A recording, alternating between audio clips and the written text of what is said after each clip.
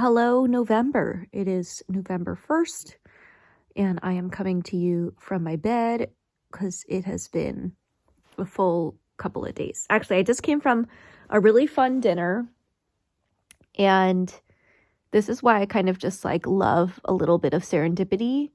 So I was kind of just going to take it easy tonight, and then I saw a DM from one of my fellow API TikTok trailblazers, and he was like, "Hi." And I was like, "Hello." And then he was like, "Hi." And I was like, okay, maybe this account ended up getting hacked. And then he's like, "Do you want to grab dinner?" And then I was like, "Oh, but the last time I saw him, I was with my boyfriend. So this seems a little odd." But then he sent me a flyer for a creator dinner that he was co-hosting. And since I didn't have any plans, I took a shower and made my way to downtown LA. And the dinner kind of brought together some creators and tech and Web3 people and some investors to talk about kind of what challenges we are experiencing in the space and what we wish we could tell, the tech companies. So it kind of got me reflecting on, or I had a lot of conversations tonight kind of around how creator burnout is a real thing. And that if you've been creating for a long time, sometimes you might get to a point where you feel like there isn't that much meaning or purpose in it. And so how do we marry kind of the kind of career that you can create as a creator along with ensuring that you have meaning and purpose?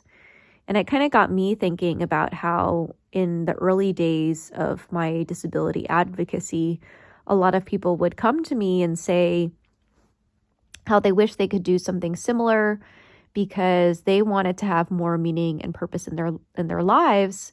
But during those early years, I had to be so scrappy with everything. And so even though there was a lot of meaning and purpose, I wasn't able to really support myself financially. I was on unemployment a couple of times. I would Airbnb a part of my apartment to try and support advocacy work. And so I think just sharing more of the realities of kind of trying to learn that they're not mutually exclusive, but actually going on the journey to figure that out. But it was interesting to hear some of the challenges that some of the other creators brought up, mainly around, mental health, and not getting burnt out and viewing and making content outside of your niche and trying to understand if your followers and subscribers will join you on that journey to, growing your team, and thinking about the algorithm. And I think as someone who still sees myself as a part-time creator, even though it's a significant part of my personal income, I feel like I've still been able to have fun with it. But I've also been able to enjoy some of the rewards, whether it's being a part of creator programs or doing brand deals. I'm even doing some of these bonuses as well. But I guess it's because I haven't pursued it full time. It's made it so that I'm not super fixated on my insights and views and digging so deep into the data, and instead kind of creating content that I'd like. And then every once in a while, collaborating with a brand and stuff like that. So I wanted to share that because I just loved how like serendipitous it was.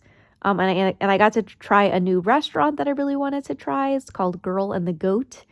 But another beautiful example of allyship of, someone that I met briefly thinking about me or thinking about which perspective hadn't really been invited to the table, and then reaching out to me, and I just so happened to be available to be able to go. And so that was cool.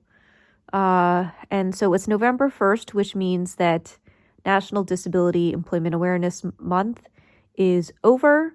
And I hopped onto a couple calls yesterday and just recognized like how exhausted I felt. And so October is a very full month. And I think I went and I checked my spreadsheet, but like from different campaigns and speaking engagements in October, I think I generated like over a quarter, maybe like a quarter to 30% of my income for the entire year so far. So, yeah, these couple of like awareness months just end up being very full. So, I'm grateful that it is November and that my November is off to a great start.